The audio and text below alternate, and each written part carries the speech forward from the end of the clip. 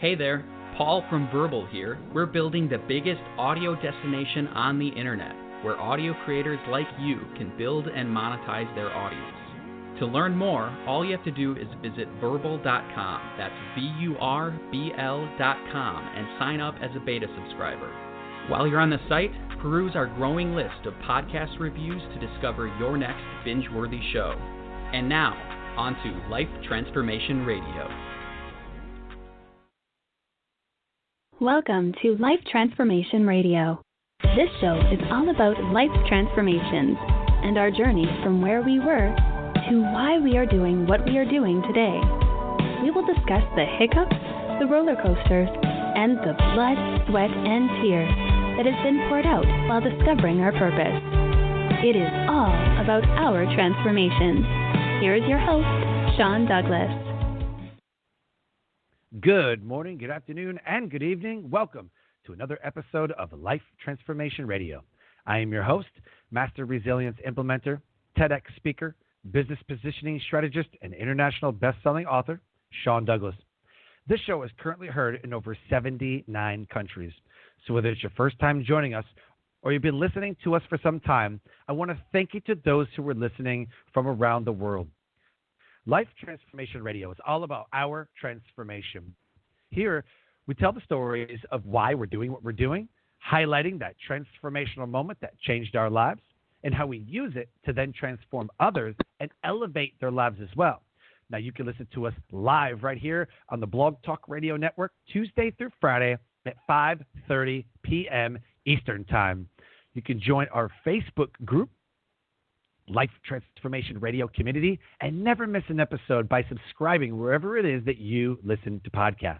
Life Transformation Radio can be heard on Apple Podcasts, Stitcher, Spreaker, Spotify, TuneIn, Player FM, Radio Public, Overcast, Castbox, Himalaya app, Google Play Music app, Pandora, and our YouTube channel, Life Transformation Radio. So I ask that you subscribe and leave us a rating and review to let us know how we're doing. On the show, I bring on entrepreneurs, speakers, business owners, coaches, podcasters, authors, amazing human beings that are impacting the world around them. And my guest today does exactly that. If you have any questions for any of the guests that I bring on the show during our live broadcast, go ahead and give us a call at 657-1109. Again, the number is 657-383-1109. And my team is standing by to field any of your calls and questions. And with that, please help me welcome to the show my friend and guest for today, Kristi Dosh. Kristi, welcome to Life Transformation Radio. Hi, Sean. Thanks so much for having me. I am super pumped to have you on the show. You're one of the first people that I followed when I started getting into the podcast, the media, the visibility. I found your group. I found you. I started reading everything about you, and I'm honored to have you on the show today. Oh, thank you. And I feel like we've been friends forever, you know? I feel like we have been talking on Facebook for years now. I always watch what you do and kind of keep track of what you've got going on, which is always a lot. And I'm so proud of all the stuff you've done since I first met you. I've learned so for everybody listening right now, I'm not joking. Go to the Visibility Workshop Facebook group, and the content that is in that group, by far, I'm in a lot of media groups and podcast groups, but as far as getting visibility I learned Haro from you, I learned Source Model from you. Most of my media appearances all come from what I've learned in that group over the years. And people will put their own 2 cents in. Oh, this is working for me. This is working for me. And how you manage to transition. I learned a lot of that stuff, started trying to apply it to what I'm doing and figured out kind of my sauce. But it all came from that group when I first got started. It was one of the first groups that I joined. And yeah, it's just grown from there. That's so nice to hear because, you know, part of my story, and I'm sure we'll get into it later, is that I was sort of my own publicist long before I was anyone else's. This is not what I went to school for. It was really based on going through my own experience and learning how to pitch myself for radio and TV and speaking. And so it's always been really important to me to have free resources available to people because I know that I couldn't afford to hire a publicist back when I first wanted one. And so I had to just learn it myself. And a lot of what I learned was through trial and error before. And I thought, if I can help figure out how to do it themselves and they don't have to go through the error part, I can share what I know works. That's something that really makes me feel good about my work, and that, is one of the more fulfilling parts of my business. So I'm glad that you've gotten so much out of it.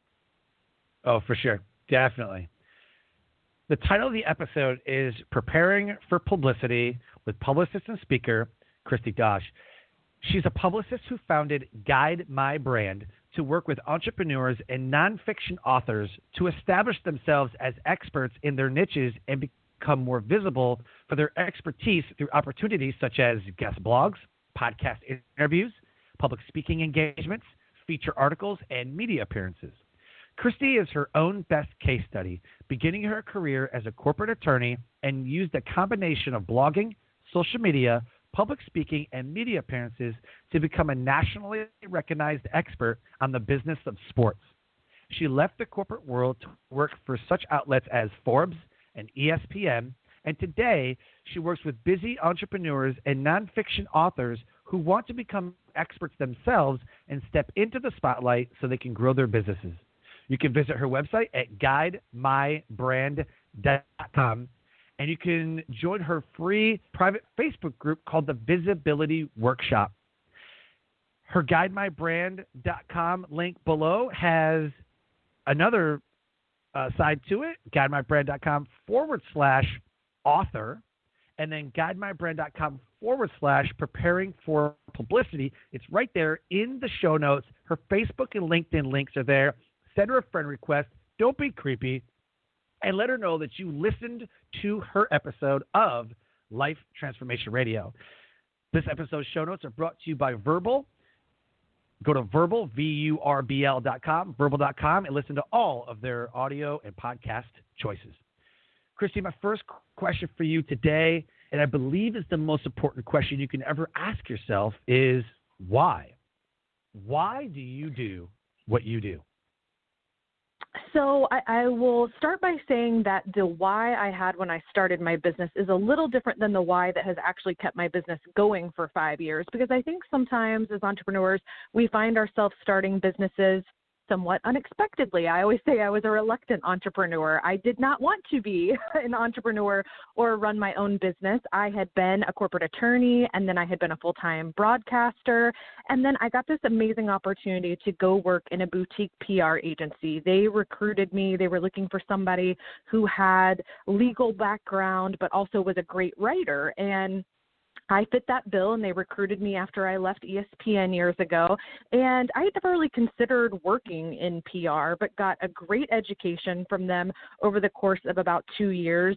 And when I left, my primary goal in leaving was that I was having a hard time bringing in the type of clients I wanted to work with. And at that point in time, the hurdle was that I really liked positioning individuals, and my agency largely represented companies, big law firms, big insurance companies, and there's nothing wrong with that, but my passion at that point was really with working with an individual to position themselves as a thought leader. And so when I went out on my own, it was to provide a price point at which an individual could afford to have a publicist, because the minimum price point at the agency I was at the time was $5,000 a month, and that's pretty cost prohibitive for most individuals, although, not a big deal for, an AmLaw 100 law firm who, is doing, tens of millions in business a year, but those weren't necessarily the folks I wanted to work with. So if you asked me my why back then, it would have all been about,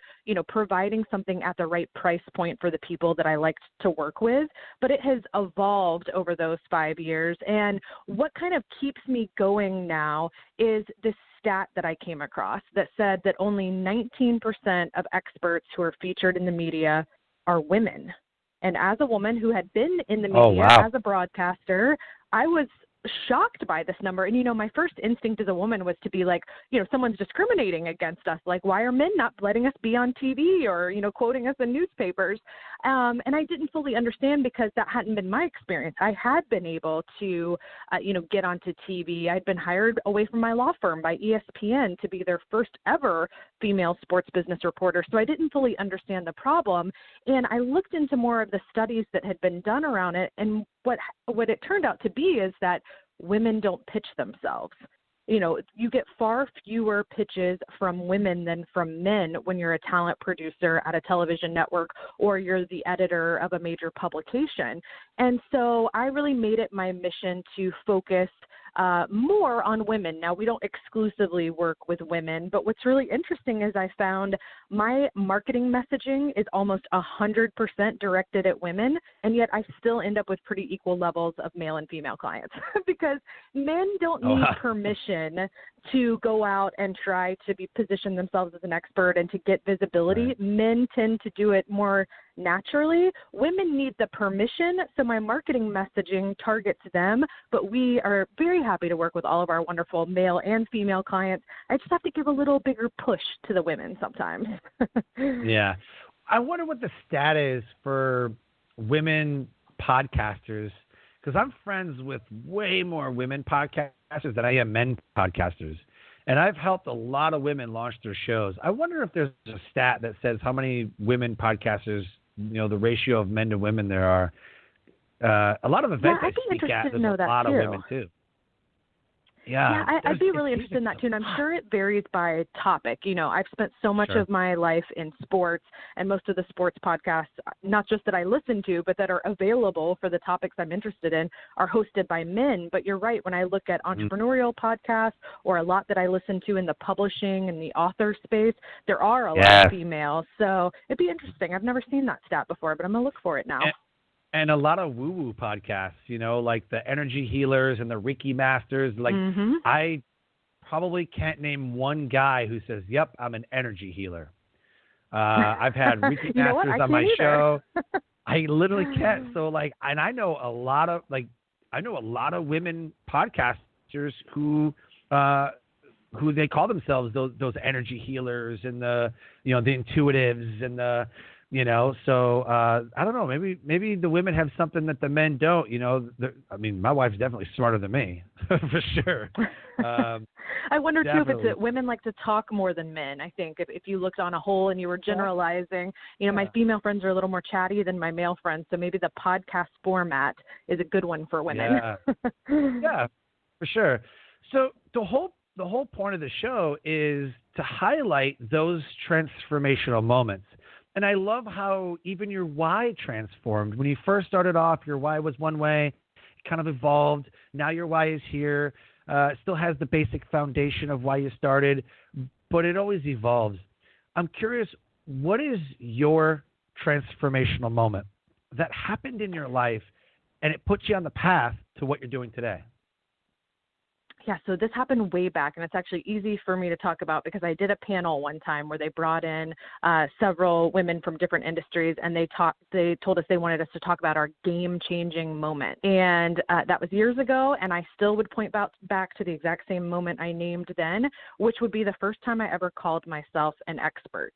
And that's so big because it's what I talk to my clients about all the time, and it's what I constantly have to convince my female clients of. My male clients rarely have trouble calling themselves an expert at whatever they do. But my female clients say, well, I don't know if I have enough degrees. I don't know if I've been in business long enough. I don't know if I've made enough money.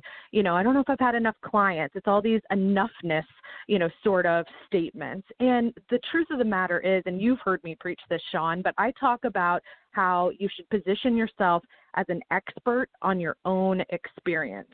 Because we're all experts on the path we've gone down, and we can help other people take parts of that path that make sense for them and use it. And so I'm this huge proponent of being willing to call yourself an expert on your own experience. Don't lie and be, deceitful about what you can and can't do and what you can and can't help someone else do, but step into that, spotlight for the expert that you are on the unique experience that you've had. And so I look back, and my transformational moment was in an email that I sent to Forbes in 2010. 2009. I have to really think back here. It would have been 2009. I was a full-time practicing corporate attorney, and I read a piece that a Forbes editor wrote about collective bargaining in Major League Baseball, which happened to be a specialty of mine at the time. I had written a legal journal article about it. I got my first book deal to write about the history of collective bargaining in Major League Baseball. So I'm reading this article that a Forbes editor wrote, and I ended up emailing him to tell him, you know, that something he said I thought was a little off. I said it nicer than that, but I buttered him up and I said, you know, love, you know, reading your column, you know, you're great, you're wonderful, you know, really buttered him up. And then I said, but, you know, you said this one little thing and I don't know. And I called myself an expert. I said, I am an expert on Major League Baseball's collective bargaining agreement. And here's what I know to be true because I'm working on a book about it. And that ended up becoming an email exchange between myself and that editor, and I was asked to become a contributor for Forbes way back in 2009, and I have been with them now for going on 11 years, minus about 2.5 years in the middle where I was at ESPN and was exclusive to them. So, you know, that was a big pivot point in my career that affected the whole rest of my life too. I love that. I've heard you say that story. I remember a couple of videos I watched. You talked about it in your speaker reels. And what I love about that is you weren't afraid to say, no, that I don't feel like that's the right way. And then you took action.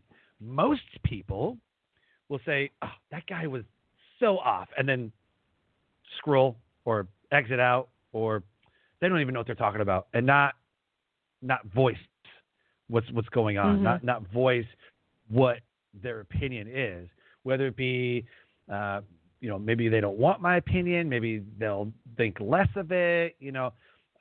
There's just this example right here is why if you are an expert, speak up, send in things like, hey, I saw an article about this. I have a different take on it. And most of the times, you know, they welcome those differing opinions to say, okay, this is good, this is not good, this is, you know, whatever. And, you know, I've written articles where I'm like, okay, well, I don't think it's going to go anywhere, but yeah, let's see where it goes, because it kind of contrasts what people are thinking. And it ended up being a Skype blog. So Skype was looking for somebody to see how you use their program, and they really wanted somebody to have video conferencing, whatever. I was like, well, you can use Skype for podcasting. Like, oh no, we're not going to. We're not interested in podcasting. You know, this is like 2017, and I said, well, I got a pretty top-rated show, you know, and I invite you to listen, and I use Skype to kind of bridge the gap between the callers that are calling in and explain to them how the show works. And they're like, interesting. So instead of me being one or two, maybe three contributors all in one article, it ended up being a personal blog, personal story about how I use Skype in the military to talk to my family while I was deployed to the Middle East, and I use it for my show. So they titled it From the Desert to the Airwaves, how a U.S. military serviceman uses Skype, you know, for personal and for business. And I thought it was a great way to show the diversity of Skype, and it happened in 2017. That blew open the door. I started speaking at PodFest, Podcast Movement, Outliers Podcast Festival, New Media Summit, National Publicity Summit in New York City with Steve Harrison. Started speaking at all these places because that one article, that one blog that they wrote about me and I contributed in blew up, and they were like, oh, what's this show? Like, oh my gosh, like, you know. So definitely, you never know. It could be something small, and it just blows up. I remember when you did that, and, you know, it reminds me of advice I just gave in one of my group programs yesterday. I had a woman in my group who's very accomplished. She has been, I think she's had her own business for a decade now. She ran a franchise of someone else's business for a long time before that. And she saw something on Haro, Help a Reporter Out. For listeners who aren't familiar, you know, you mentioned you learned that from me. So did she. And she has been on there, and she saw where someone was looking for an expert on HR, which is what she does, but they said no recruiters.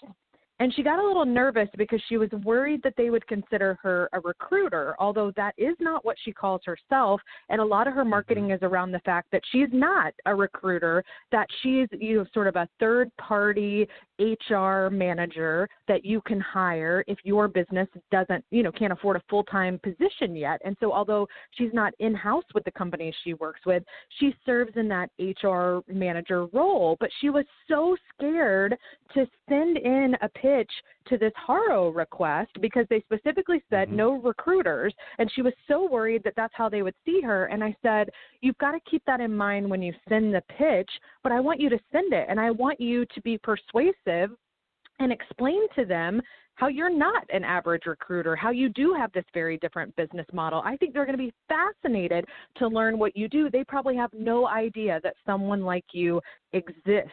And so I think you've got to send the email and share your opinion and share your experience, and that they'll find it valuable. And, it reminds me of these sort of stats that you hear about men and women applying for jobs. And they always talk about how men will apply for a job when they meet like 60% of the criteria, but women will only apply when they meet 100% of the criteria.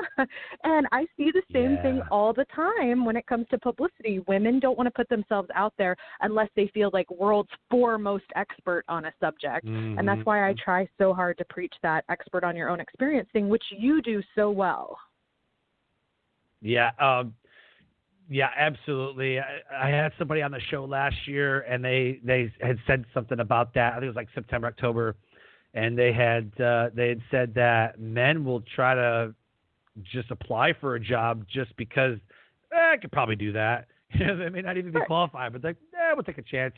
Women are like, nope, I got to have like 3/4 or at least 100%. I got to meet every single qualification. I got to, because they're so worried about the failure or the rejection, right? So they don't take the chance. Guys are like, I could probably do that, So I don't know if it's a confidence thing. I don't know if it's because they just want to make sure that they meet all those criterias. Maybe it's an OCD thing, but I definitely think that's an actual difference between how the men think of things and how the women think about things. Yeah, our brains are just wired a little bit differently, and we communicate a little bit differently. Those are generalizations, but there have been so many studies done, so many books written. I mean, it's impossible to, say that there's not a difference. There is. So, my goal is always to help women really feel comfortable reaching out. Men, I don't have to make feel comfortable. We have plenty of other things we work on when it comes to their visibility, but that's usually not part of it. Right, 100%. So how do you elevate the world around you? You have Guide My Brand, you have your Facebook group, you're a speaker, you are a contributor. I've read a lot of your articles. It's so funny. I'll be looking at something, let's say, and I remember directly I was looking at, speaking. I was looking up some kind of a speaking thing for somebody, for one of the clients. I was like, I don't know, let's Google that, right? And who came up? Kristi Dosh in a Forbes article about how to get booked to speak to 5 ways, whatever. I was like, oh my God. I commented, I was like, great article, whatever. And it was just like, this is so funny. Like, here you are. So how do you elevate the world around you doing what you do? Yeah, so I would say it's focusing on always leading with value first and foremost. I remember when I was starting my business and I was having trouble, getting those early clients in the door. And there was a book I read, I think it was called The Prosperous Coach, something like that. I know it has Prosperous Coach in it. I might be getting some of the words wrong, but I think it's just called The Prosperous Coach. And it talked about leading with value and giving things away. And I remember in the beginning of my business being worried, like, if I give too much away, will people ever spend money with me? Because they could just, use all my free resources, and then what do they need me for? And I have a very different perspective on that now, because I can't remember if it was something suggested in the book or maybe it was something I read somewhere else. And it talked about doing an exercise where you gave away something for free every single day for, and I don't remember if their timeline was 7 days or 14 or 30. I decided to do it for 30. And every day for 30 days, I gave away something for free in my Facebook group and, encouraged people to join so they could get the freebies. And I gave away, what certain pitches that I sent looked like and, how I find opportunities and what a speaking proposal looks like. I mean, all sorts of stuff that I gave away. And by the end of the month, my client roster was full. Like, I still can't believe it when I think That's back. awesome. But in leading with value, a couple of different things. I think, one, you grow that know, like, and trust factor with people. Mm-hmm. I think also it positions you as that expert on what you do because you're proving that you know what you're doing, that you have put these things together. They sound like you know what you're talking about.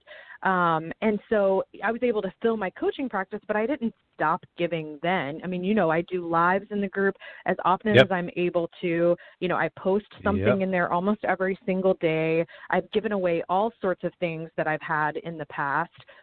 Because, again, like I said, I remember when I couldn't afford to hire a publicist. And I think everyone has the opportunity to be visible for something they know how to do or something they've survived or lived through. We all have a story to tell. And I want to arm everybody with the ability to do that. So from my Facebook group to my newsletter list to I've written for Entrepreneur and Fast Company and Forbes. And, I'm constantly giving away knowledge because that's not the value I bring to my clients. I mean, yes, it's great that I know how to do those things, but they hire me and spend money with me because of the connections that I have with media members, because of my, track record, because they don't have time to pitch themselves. And so I want to, provide value to the people who aren't ready for that stage yet, because I know that as their business grows from my free material, they will come to me later and be clients because they trust me. We've become friends. I've grown that know, like, and trust factor, and my business has thrived ever since I did that month. And that was almost 5 years ago. Oh, wow. Okay. I've definitely I give away a lot of stuff because I, again, learned that, you got, value first and all that. I wonder, because I used to funnel people into my group. I have the Life Transformation Radio community group, but I also have the Success Core group for entrepreneurs, speakers, and business owners. And I used to say, hey, I'm going to go live on my profile and directing people into the group. But then I used to say, hey, join my group. I'm about to do a live. And a couple people here and there, and never really got thousands and thousands of people. So I think testing is important. But one of the best things I ever did was create those, they always talk about those lead magnets, those freebies, those gifts that you can give somebody, like today, like on a podcast, or, hey, everyone on this Facebook Live, download my free resource that's going to tell you how to pitch to whatever publication you want. I'm going to show you exactly how the structure should be. Most people I talk to have no idea what to say. They don't know who to talk to or how to structure the speech. If you can give away a gift for those three segments, I think it's a winner. But it also builds your email list, which then it becomes more intimate. And I don't think email will ever die. Everyone's like, oh, man, email list is dead now. Like, nobody does email lists anymore. It's just dead. No, not true. Not at all true. I sent out an email this week and immediately got a bunch of people replying. I always, at the end of mine, try to ask a question or, try to prompt people to reply. I'll say, hit reply and send me your pitch and I'll give you a free review. I give away value there too. And this week it was, hit reply and tell me what you're doing right now to market your book, because a lot of people are afraid to market their book right now. They feel like it's not the right time and place. We're in the midst of the pandemic and people have a lot going on. But the bottom line is people are actually buying more ebooks and they're reading more because they're at home. They have more time. Their commute's not taking up their time. And so they are reading more. So you need to be out there marketing your book. They're looking for something to read. Show them. And so I had people hit reply and tell me what they were doing. And I got so many people on and I don't have an enormous email list, but I got a pretty good chunk of my list who are authors who hit reply and told me what they're doing right now. And I answered every single email I got in this week and told them, hey, have you tried this? Or, hey, here's a free resource. Or did you think about doing it this way? Or, hey, tell me more about your goals and I'll tell you what you should be doing right now. And I gave free advice to every single one of them. I didn't pitch my services. I didn't even talk about what services I offer authors. I just replied to their emails and gave a little advice. And I've already had 2 reply back and say, hey, tell me more about your services. And that's the way I prefer to work with people. I want you to come to me when you're ready. I don't want to chase you down and get into hard sales tactics. That's not me. It's not my personality. And I'm quite frankly just not going to do it. Yeah, right. What I find interesting, and there's a time and place for everything, but what I find interesting is that I have the greatest freebie for you. It is going to revolutionize your business. You have to download this thing. It's going to be amazing. You can get it right after you watch my webinar. Why are you gating That's the worst. all of this information? Right? They're gating all this information. Just give it to them. Get their email address and give it to them. They don't have to put them through a webinar. You don't have to, right? Hey, I have the most amazing offer for you. I have the best advice. It's going to change your life. Spend 30 minutes with me, and I'll show you. I'm like, why don't you just tell us? I get it. There's a time and place for everything, right? If you look at the people who are super, super, super successful, they do a lot of, videos, and they give away a lot of stuff. Whatever. I'm curious how successful the people are who say they're successful. And they're like, I got all this money, it's amazing, but I absolutely have no idea about the content that they're delivering because either it's hidden behind a webinar, it's hidden behind a membership site. I couldn't literally tell you what any of these people do because they don't put out the content or the value for me to go, oh yeah, if I had to recommend them, that would be the guy. Well, I can tell you that some of those people have tried to hire me as their publicist, and they'll send me emails and say, I've hit $1 million this year, and I'm doing this thing and that thing, and they want to be featured in Business Insider and Forbes, and they send me these articles where they've seen other entrepreneurs who are featured talking about how they made their first million or how they made K in 30 days or, all that kind of stuff that you see, especially all over Facebook. Yep. And I learned a hard lesson really early on. I took one of those clients on early on, super impressed by her. I had watched what she was doing. She seemed to really understand her marketing. She seemed like a big deal. She seemed like she was making all that kind of money. And then I got her a feature with Business Insider. And the editor emailed back and said, okay, I'm going to need to see copies of bank statements and tax returns. And she wanted, the stuff to prove the claims that my client was making. And I'm so naturally trusting that it never dawned on me. This is my first year in business. It never dawned on me that I should have checked that stuff. I learned my lesson and I do it now, but at the time it had never occurred to me. Yeah. I mean, she said she did those things. I believed her. And then when I asked for the proof to give this editor, she said, let's not do that. I don't really have time to pull all that kind of stuff. And let's focus on something else instead. And keep in mind, when she came on board with me, the number one goal she told me she had was to get one of those features with Business Insider. I got it, and she never would admit that she wasn't making that kind of money or that she had, fibbed on the kind of money she was making. But I ended up firing her as a client after one more snafu after that, and kind of learned my lesson about that. And, based on what I know now, I believe that while she may have been making something close to that, if not making the number she claimed, she was spending that much on Facebook ads and advertising and stuff too. So I always tell my clients who are kind of bummed that they're not making as much as they think they should be. And hey, they just saw this person who said they had a 7-figure launch.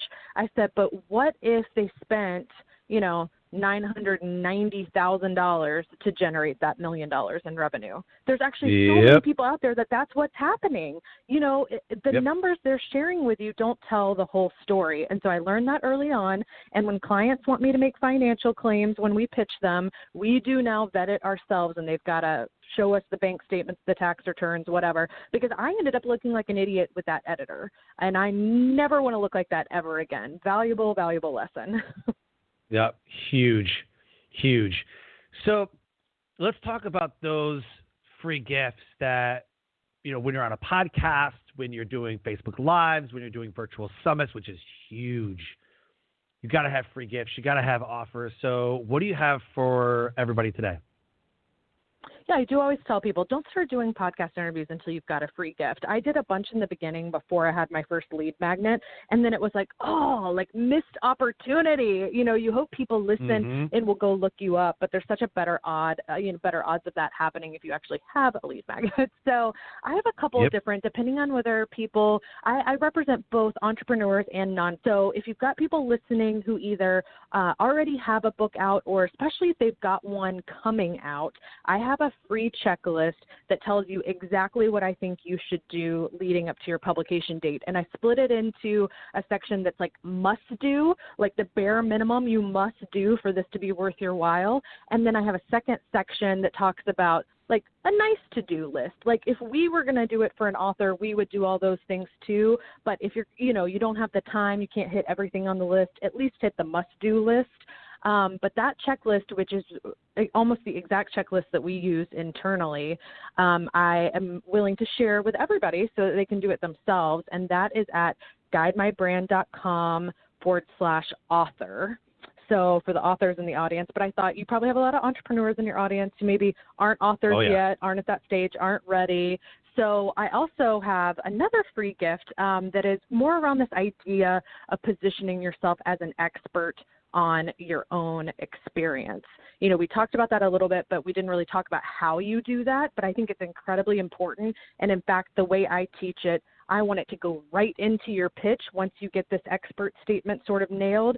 So the freebie that I have is to teach you how to write that expert statement and really hone in on what it is about your experience that does make you an expert at what you do. And you may have to remind me of the URL for that one because I looked it up and then walked away from my computer. I think it's guidemybrand.com/preparing for publicity. Does that sound right? Exactly. Okay. Yep. I've got a husband working from home who's on an interview too, so I had to leave the room. Yep.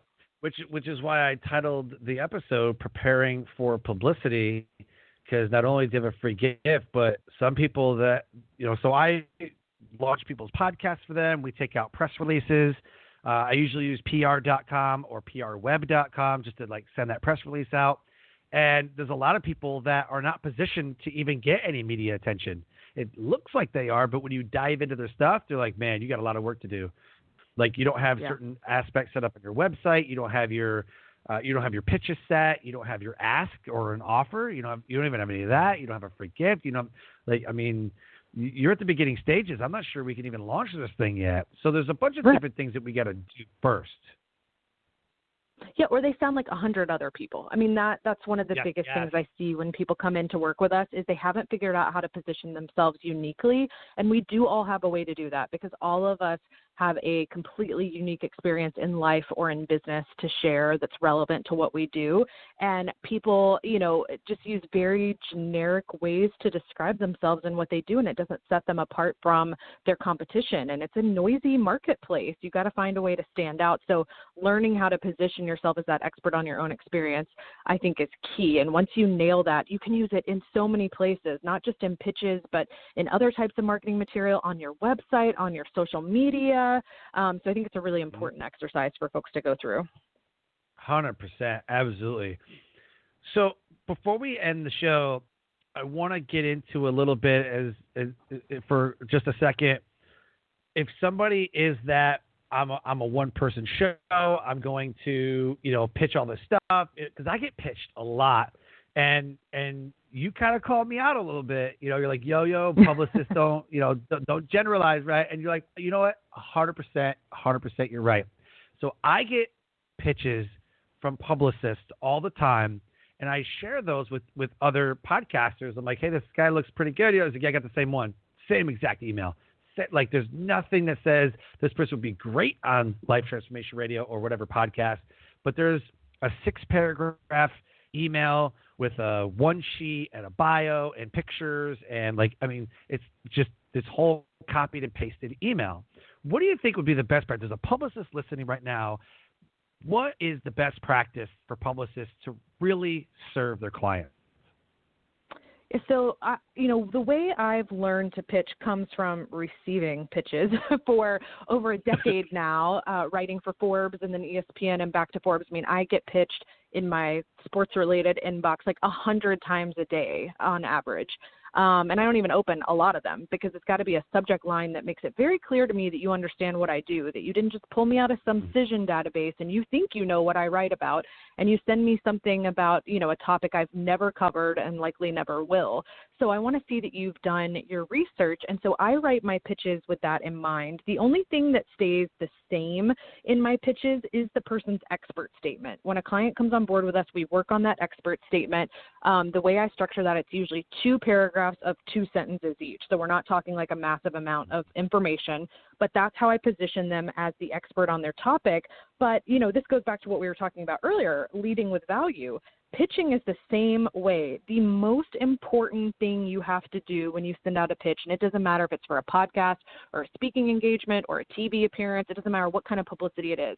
The most important thing you have to get across in that email is what value are you providing to their audience, because they are protective of their audience. If you had someone on who came on and was just shamelessly plugging themselves the whole time and they were just all about them and they weren't giving any tips or advice to your listeners, you not only would you not be happy, your listeners are not going to be happy with you. And if you lose listeners because you had someone like that on, that's detrimental to the long-term health of your podcast. So I tell people nothing's more important than getting that value across. And so that we have listened to something. Now, look, we pitch a lot of podcasts for a lot of clients. I cannot listen to a full episode of every single podcast I pitch. It just isn't possible. Right. However, 100%. I do look through the show notes from like the last 10 episodes every single time before I pitch a podcast. And I will try to drop in on the podcast somewhere halfway through and listen to a little bit to get a feel for the tone. And in the first paragraph of my pitch, I feed back to the podcast host something that proves to them I paid attention. I'll say, I've been listening to your podcast. I know you like guests who talk about how they've transformed their life, and I would feed you back some of what you do on your podcast.